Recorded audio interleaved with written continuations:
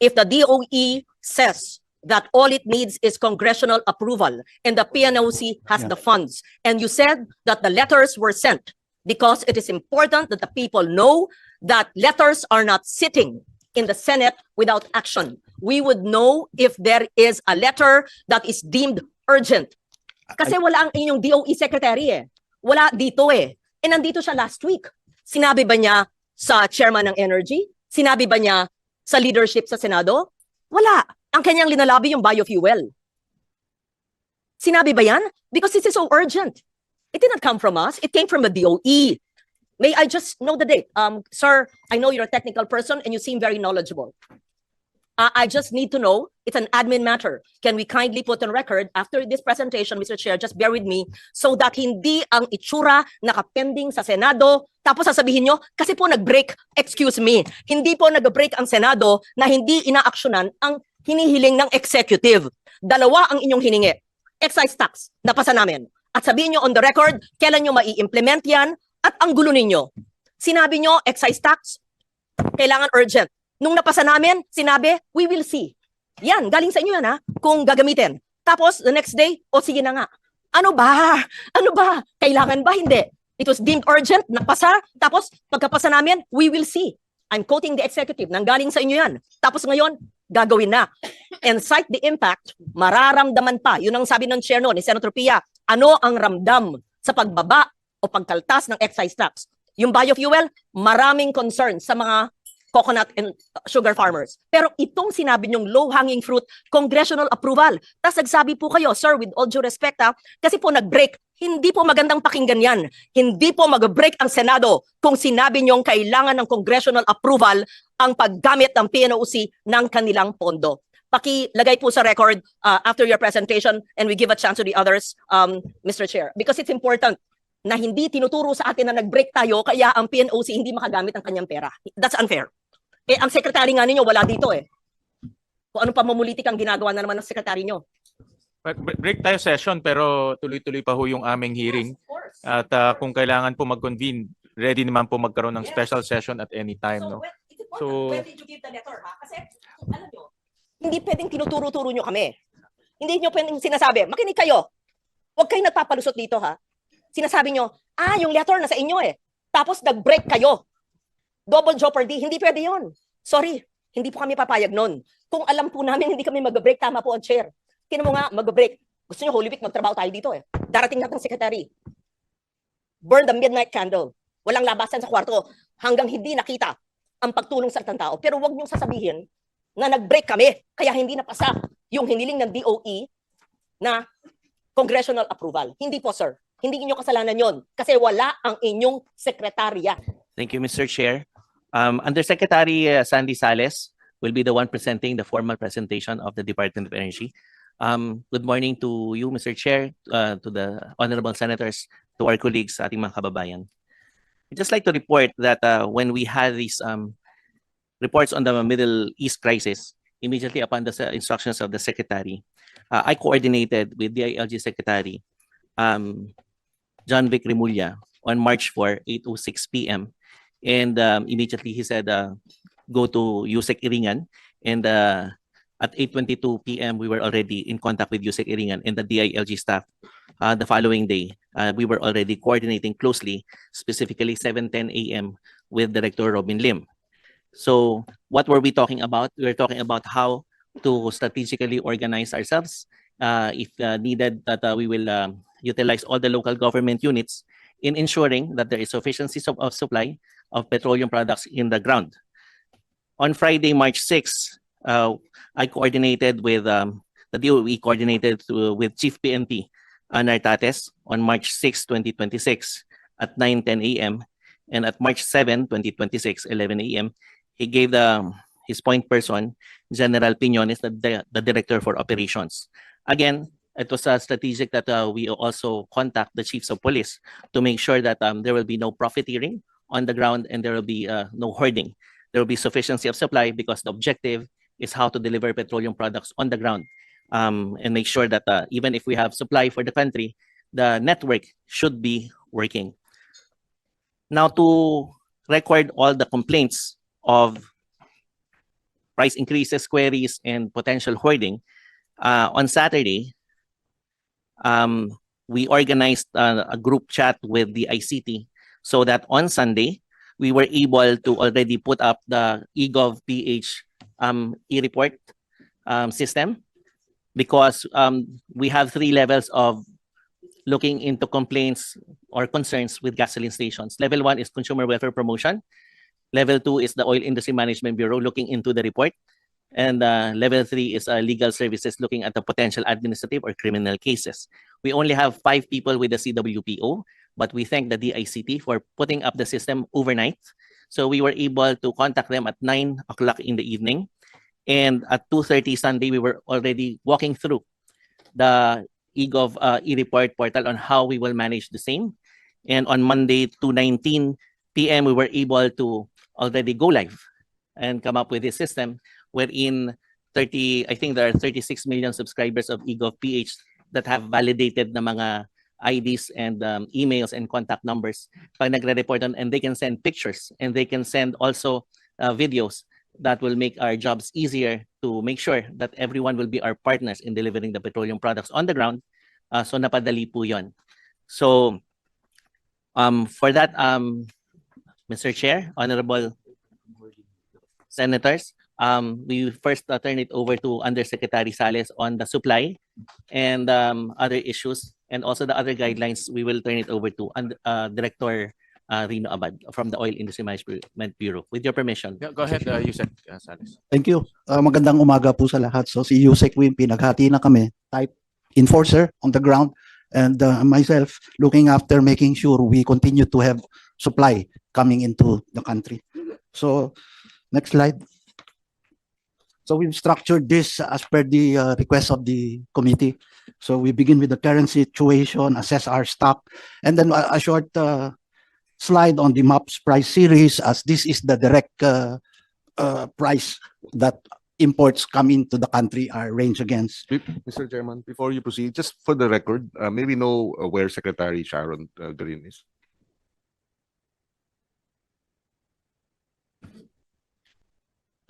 Alam ko, papuntang Malacanang. I'm trying to verify, but I heard she's on her way to Malacanang at the time that we had the press con at 8:30 to 9:30, and she was on the way this morning. Yes, thank you. Thank you. Just for the record, Senator Kiko, I actually told her that it's imperative that she brief us in person dahil ang isa sa pinakamalaking casualty dito ay energy sector. Pero may pinadala siya sa akin napakahabang schedule niya na hindi ko naman hiningi. In short, busy raw siya today, no? Pero sabi ko nga sa kanya, kung merong isang dahilan kung bakit tayo nandito ay dahil mataas ang presyo ng langis at hindi rin natin alam kung tuloy-tuloy pa yung supply natin. Kaya sana makarinig namin sa ating secretary kung ano ba yung kanyang plano. Kasi kung nawalan tayo ng supply ng langis, malaki ang ating problema. Nevertheless, pinadala niyo yung kanyang mga undersecretary, and I hope that the undersecretaries can commit a contingency plan, hindi lang motherhood statements katulad ng sinabi ni Senator Lauren. So go ahead, Yusek Sales. Mr. Chair, I join you and Senator Kiko and the rest in asking that no less than the cabinet level should be here. Kung nandito ang SFA, bakit hindi yung iba? You're too busy? Is this not the most important thing? Admit there's a crisis. You must have a crisis action plan. And not that we don't appreciate the presence of a dear friend, Yusek Wimpy Fentabella, of course, who's very competent, who's been with the DOE for quite a while. But to give it the importance, if Sec Rex and Sec Q Laurel could be here, why should the DOE secretary be exempted from this? When DBM is here, pag kayo and NEDA, pag kayo ay humihingi ng mga budget ninyo, maski overnight, nandyan kayo. Pero pag crisis action plan, marami kayong dahilan. The Senate will not allow that. Unless you are not admitting that we are in a crisis situation. Then you're lost in translation o nahihibang. Because everyone must act as if we were an ICU situation. That's how it should be. Not to enrage the people and not to let the people panic. But on the contrary, if they see the government on the ground and having more than what the chair mentioned, so-called motherhood statements, not just curated PowerPoints. We want to see your action plan. How many people, families will be positively affected, if any? And what are the monies, the funds needed for continuing appropriations? And what are the line items in GAA 2026 na pwedeng ikalap maging savings para ito ang gagamitin? Tapos sasagutin ng DOF at ng DBM saan manggagaling ito considering 2.5 months pa lang at aminadong wala pang pera ang gobyerno. Pinapaasa ang mga tao tapos walang ibibigay. Hindi pwede yon. Tapos wala pa ang ibang kabinete dito. Pag sa ibang bagay, mabilis pa sa alas 4. Pero sa krisis, wala. Ano ba kayo? Thank you, Mr. Chair. Thank you. Thank you. Go ahead, Yusek Sales. Thank you, Mr. Chair. So that's the outline for today. We'll cover the 6 areas, hopefully very quickly. In the end, we will have a recommendation for specific legislative asks to enable the contingency program, especially the tier 3 that we'll present. Next slide. This is the current situation. So beginning this Tuesday, there's another increase. So the left panel is the range for diesel. We're showing diesel because this is itong pinaka-importante day-to-day fuel natin. So ang range natin ngayon ay 105 pesos to 134 pesos sa pump price. These are going to be yung prices sa Metro Manila sa highly urbanized areas in the Philippines. No, ang adjustment reflected on the pump is 13 to 18 pesos po. Ang DOE nag-signal ng breach nung ating $80. Actually, umabot ng 89.02 nung nakaraang March 13 po. And we'll have a short slide on why. Baka hindi na ito angkop na trigger, yung Dubai. Ginamit namin sa analysis 59.50 but we all know that has now moved to 60.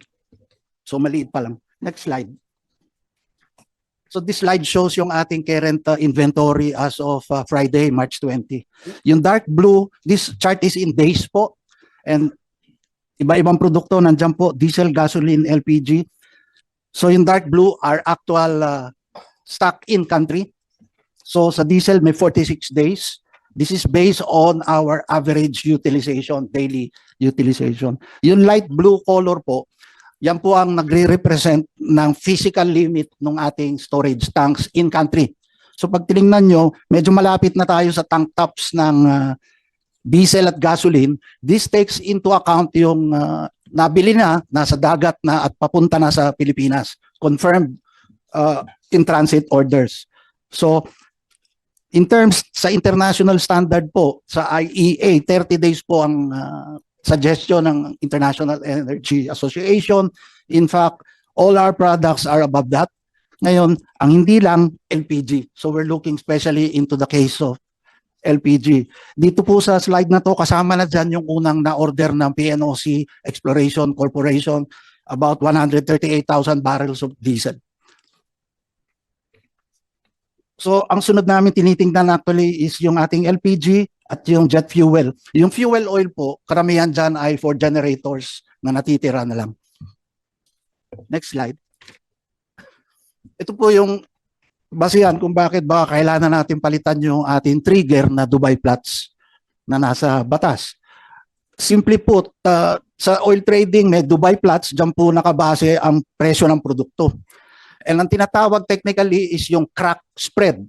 Kung ang produkto, Dubai Platts, no March 9 ay 125 from 71. Ang diesel, per barrel po ito, sumirit ng $184 per barrel. In graphical view, yan po yan. Yung diesel maps ay yung parang orange na pula. Yung Dubai Platts, yung blue. Yung diferensya sa dalawa, ayan ang tinatawag na crack spread. Nung nag-umpisa po ang kaguluhan, makikita natin na lumapad yung spread. Dati ang spread niyan is mga $15 to $20 per barrel. Nung nag-umpisa po ang gera, umakyat ito at kasalukuyan just above somewhere $60 po ang crack spread. So nagdi-devise na ngayon ng DOE na palitan, magmumungkahi na palitan yung ating trigger kasi hindi siya akma sa galaw ng presyo ng produkto. Lumalabas pagka ganitong nagkakaroon ng gulo. Next slide po. Nagpadala po ng 5 senaryo, different price levels. Pero may konting mismatch kasi itong binigay na mga senaryo levels ay Dubai average over a period of time. We try to match it dun sa actual na maps po ito at malaking impluensya yung crack spread. So based on that, ang tingin ang evaluation ng DOE is actually nasa scenario 3 na po tayo na binigay po ng committee. So scenario 3, lumalapit na po tayo sa scenario 4. And precisely why we think that it's more appropriate now kasi parang lumalabas yung trigger na huli. When in fact, kung na-redesign natin yung trigger to something more appropriate now, like basing it on maps and yung appreciation, maybe yung trigger mas maagang dumating. Kasi yung trigger dumating March 13 po nag-release eh. Because Dubai Flats ang nakalagay. Pero when in fact, 2 days after, kung nasa maps ang trigger, na-trigger na po natin. Anong dapat ginawa? Or anong dapat gawin? Anong pumungkahin nyo? Well, we're doing a policy note on changing the trigger, hindi po nakaano sa Dubai Flats. Ihahalo natin yung takbo ng MOPS, which is the mean of Platts Singapore, on the products, diesel, gasoline, and kerosene po. Has been ongoing for several weeks. And you're saying that hindi po nabago. Ano po ang dapat gawin ayon sa inyong mungkahi at ganong katagal bago nyo mabago para akma We will, sa panahon? yes, thank you, Mr. Chair. We will be presenting for legislative action po yung pag-change ng trigger. Nasa batas po kasi yung trigger.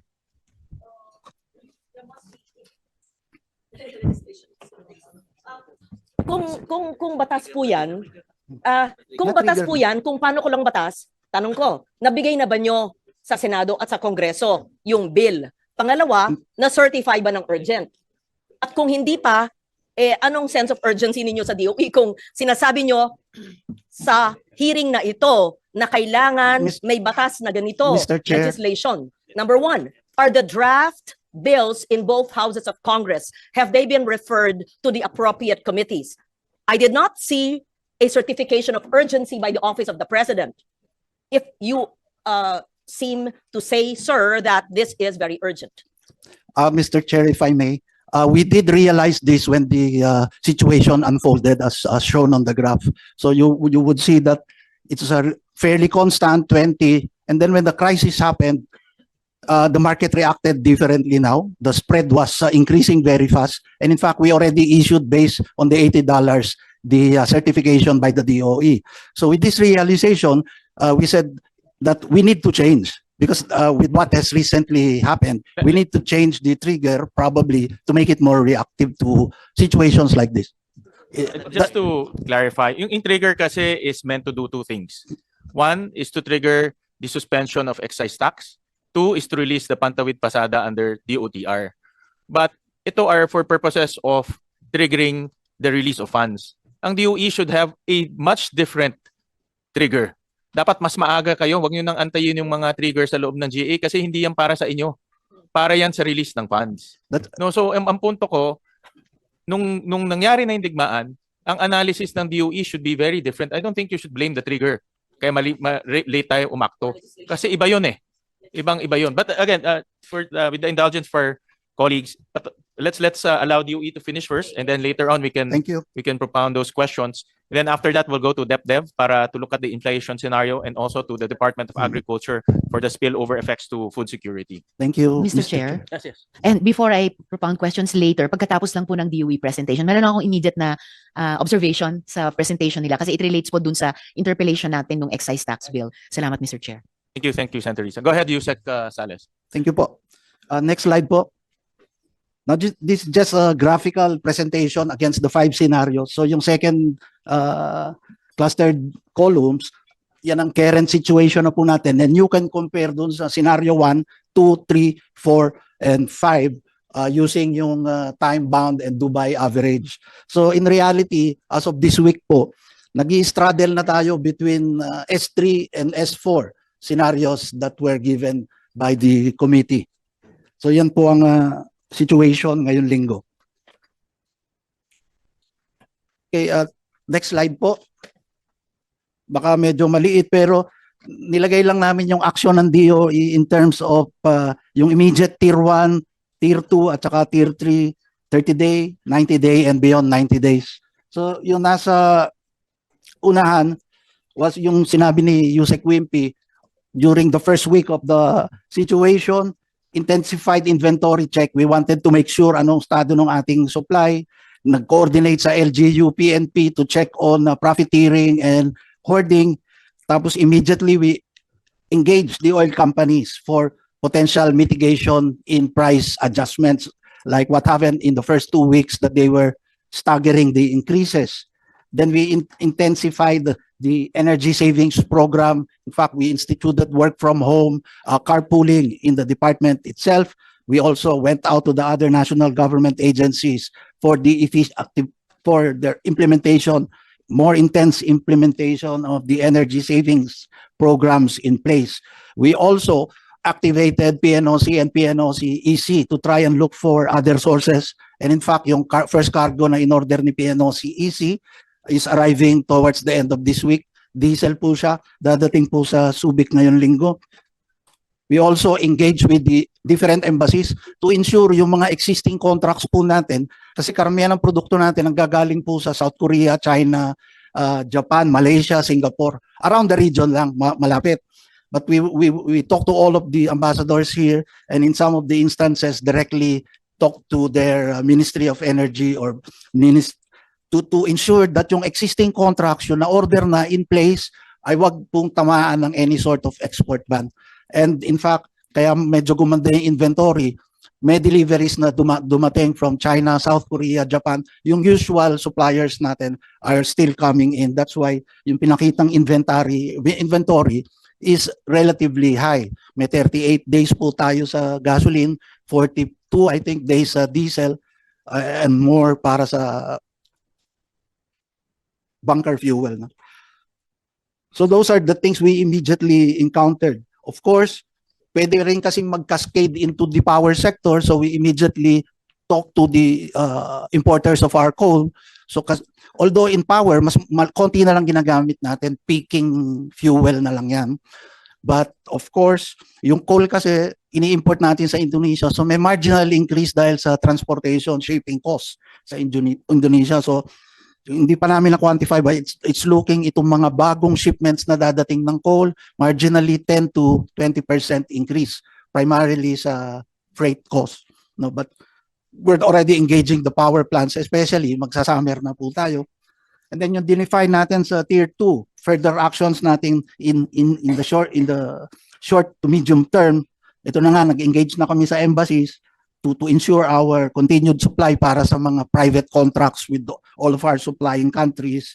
And then we intensified yung ordering ng PNOC and PNOC EC to move out from the traditional sources din natin dito sa Southeast Asia. And they're talking to US supplier and South American suppliers, Indian suppliers, which are not traditional. The only drawback is humahaba yung resupply time, US mga 40-45 days, kung India ka mga 30 days. But we have to keep the inventory up. And we also have already issued the department circular loosening the use of diesel to Euro 2 standard, but of course this is going to be limited to generators, the old engines. This has particular effect sa mga jeepneys po natin that run on older engines, and it will not be a problem for them to use Euro 2. So that's loosening up on that requirement. We have recommended as well a exemption to the importation of biofuels, because every percent biofuel, nababawasan yung need for the gasoline and the diesel. The NBB will be convening to address yung potential to increase yung ethanol blend sa gasolina po natin. Currently, nasa E10 tayo. Baka we're looking at increasing it to E15. Although meron po tayong existing na voluntary E20 usage. Pero maraming technical discussions about E20.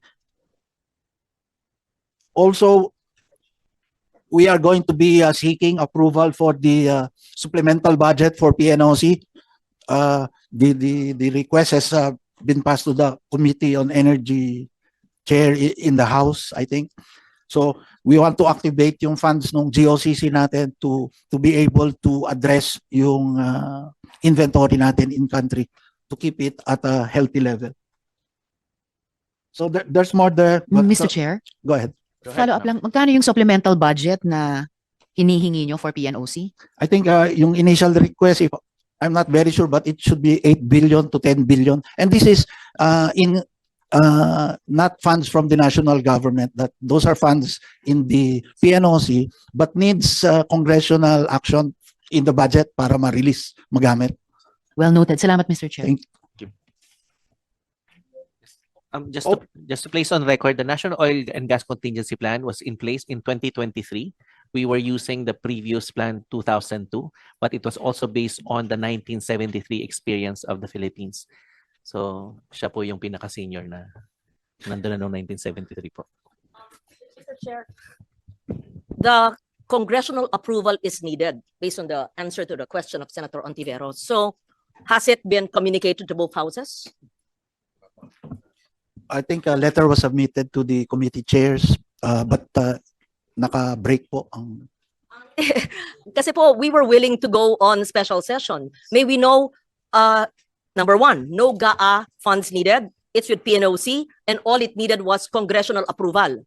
And bicameral, ang dali naman. Isa lang na araw yan. May I know, kailan po binigay ng DOE sa Senado, kailan natanggap yung sulat, kailan binigay sa atensyon ng leadership at ng chair ng komite? May we know? I mean, this is what I mean. We act with urgency. It's not a Yeah. matter of walang pondo. May pondo, it came from DOE's information, congressional approval. So it doesn't take too much if it's an urgent matter. We were able to pass the excise tax, and to be fair to the chair, kaagad nagtrabaho at napasa po namin. So kailan po ito? Yeah, PNOC is here, Mr. Chair. Initially, itong first two cargos actually, merong releasable fund pa si PNOC EC. That's why we bought the first cargo. And then there's a second cargo coming in. So, Ito po tinatanong yung ilang cargo. Simple question. If the DOE says that all it needs is congressional approval and the PNOC has Yeah. the funds, and you said that the letters were sent because it is important that the people know that letters are not sitting in the Senate without action. We would know if there is a letter that is deemed urgent. Kasi wala ang inyong DOE secretary eh. Wala dito eh. E nandito siya last week. Sinabi ba niya sa chairman ng Energy? Sinabi ba niya sa leadership sa Senado? Wala. Ang kanyang linalabi yung biofuel. Sinabi ba yan? Because this is so urgent. It did not come from us. It came from the DOE. May I just know the date? Sir, I know you're a technical person and you seem very knowledgeable. I just need to know, it's an admin matter. Can we kindly put on record after this presentation, Mr. Chair, just bear with me, so that hindi ang itsura nakapending sa Senado, tapos sasabihin nyo, kasi po nag-break, excuse me, hindi po nag-break ang Senado na hindi inaaksyonan ang hinihiling ng executive. Dalawa ang inyong hiningi. Excise tax, napasa namin. At sabihin nyo on the record, kailan nyo mai-implement yan, at ang gulo ninyo. Sinabi nyo, excise tax, kailangan urgent. Nung napasa namin, sinabi, we will see. Yan, galing sa inyo yan ha, kung gagamitin. Tapos, the next day, o sige na nga. Ano ba? Ano ba? Kailangan ba? Hindi. It was deemed urgent, napasa. Tapos, pagkapasa namin, we will see.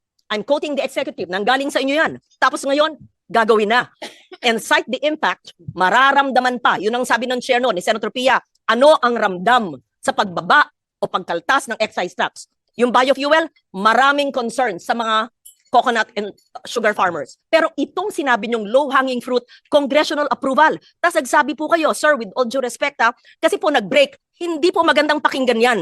Hindi po mag-break ang Senado kung sinabi niyong kailangan ng congressional approval ang paggamit ng PNOC ng kanilang pondo. Pakilagay po sa record after your presentation, and we give a chance to the others, Mr. Chair. Because it's important na hindi tinuturo sa atin na nag-break tayo kaya ang PNOC hindi makagamit ng kanyang pera. That's unfair. Eh, ang sekretary nga ninyo wala dito eh. Kung anong pamumulitik ang ginagawa na naman ng sekretary nyo. Break tayo session pero tuloy-tuloy pa ho yung aming hearing. At kung kailangan po mag-convene, ready naman po magkaroon ng special session at any time, no? So- when did you give the letter, ha? Kasi, alam nyo, hindi pwedeng tinuturo-turo nyo kami. Hindi nyo pwedeng sinasabi, makinig kayo. Huwag kayong nagpapalusot dito, ha? Sinasabi nyo, yung letter na sa inyo eh. Tapos nag-break kayo. Double jeopardy, hindi pwede yon. Sorry, hindi po kami papayag nun. Kung alam po namin hindi kami mag-break, tama po ang chair. Tinan mo nga, mag-break. Gusto nyo Holy Week, magtrabaho tayo dito eh. Darating natin secretary. Burn the midnight candle. Walang labasan sa kwarto hanggang hindi nakita ang pagtulong sa latang tao. Pero wag niyong sasabihin na nag-break kami, kaya hindi napasa yung hiniling ng DOE na congressional approval. Hindi po, sir. Hindi niyo kasalanan yon kasi wala ang inyong sekretarya. I can't think of anything more important than this hearing convened by the chair. And if the other cabinet members are here, why could the most important department not be present? Thank you, Mr. Chair.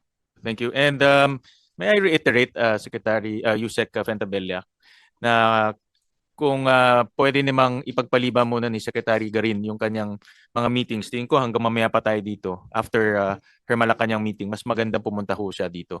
No? Pakisabi na lang ho sa kanya.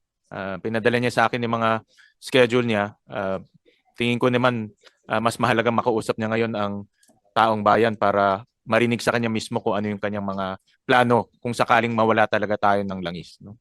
So, okay. Go ahead. Can you... Okay. Apologies, Your Honors. Just to clarify, when it was mentioned that a letter was sent, it was for a future action. But we commend definitely the action of the Congress on what we requested. Now, when we saw that there is a need for us to shift, that is a further action, pero na-trigger na naman po yung dati nating ginawa. And secondly, on this one, may nakita lang po kami another improvement. That's why we immediately sent the letter. But that was just yesterday po. So it's definitely unfair for the Senate to be on record na naka-break. Pero apologies, but we certainly just want to place it on record that we are doing all this and immediately forwarding our observations to the Senate or to the House. Yung mga nasabi po ni Yusek Sales, yung mga iba po doon ay for future action. The trigger, even though we needed to shift, na-trigger na rin po naman siya. So, ang sinasabi lang po natin, paano po ba tayo may improve moving forward? And also for the PNOC, there are funds available. But how do we improve further? Yun po, that's why we sent that letter yesterday, just to set the record straight po. And definitely, the Secretary will be informed po of the Chair's message. Thank you very much po. Thank you so much to our dear friend Yusek Wimpy for clarifying that. It is important we put things on the proper perspective and accurate. Kasi pag soundbite lang, kailangan congressional approval. Pangalawa, kasi nag-break. Hindi pwede yon. Imposible naman namin hindi inaksyonan. Kahapon lang pala. Pero we can take things into consideration if it's deemed urgent or can it wait until May. As the chair said, naghihiring naman tayo. Kaya lang, ito po, Mr. Chair, may tanong kami ni Sen Kiko, hindi namin makita. Binasa po ng DOE yung mga urgent contingency plan.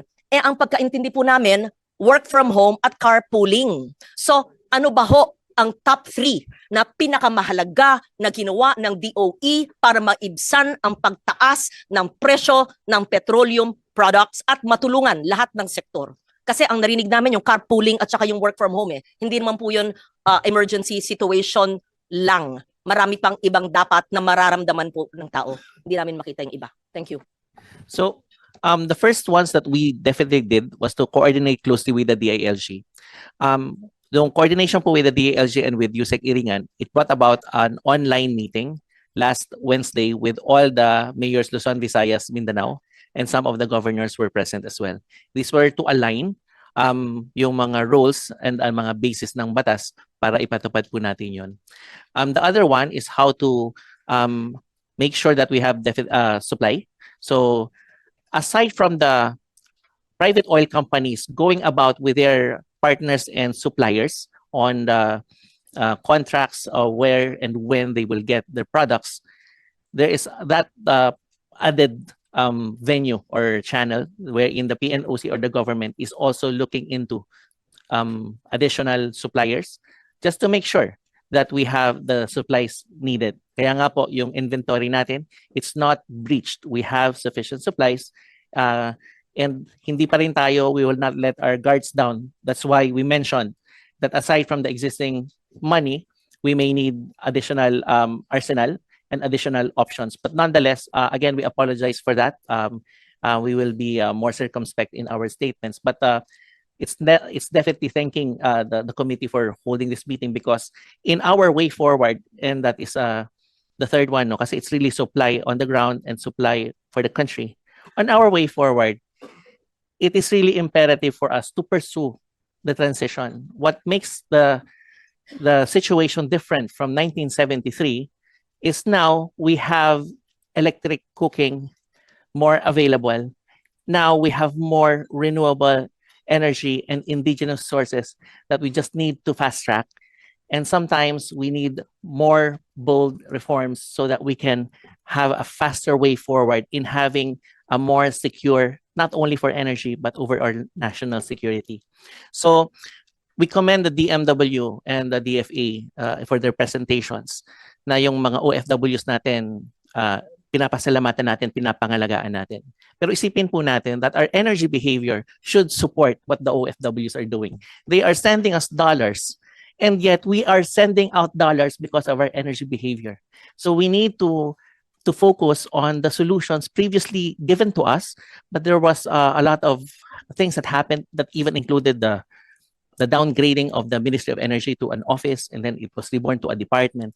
But still, the march towards energy independence that is aligned with climate change, nandun po siya lahat. We just need to move faster. And this is an opportunity. Every challenge gives an opportunity. So yun po yung siguro pangatlo na masasabi ng DOE na kailangan talaga whole of nation siya. To make this country stronger, we need more of the indigenous. We need teamwork on the demand side, energy efficiency and conservation, the carpooling, the work from home, and other strategies that does not reduce our productivity. So yun po yung pagiging wais sa paggamit natin ng enerhiya. Thank you very much po. Kami ang boses ng masa, hindi natatakot.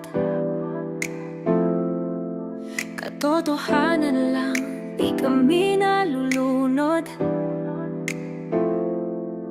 Walang bahid ng sismis, lahat ay totoo. Kahit sino ka pa, pag mali ka babanatan ka. Walang pinipili kulay, wala kaming kinikilingan. Basta para sa bayan, kami lalaban. Pag tama palakpakan, pag mali banatan. Di matitinag, di matatakot, para sa bayan tuloy ang sigaw. Sa harap ng kamera, walang halong takot. Mga baluktot, lahat kayo'y tutumba. Ang hustisya at totoo, yun lang ang mahalaga. Kahit sinong harang, di kami matitinag. Walang pinipiling kulay, wala kaming kinikilingan. Basta para sa bayan, kami lalaban.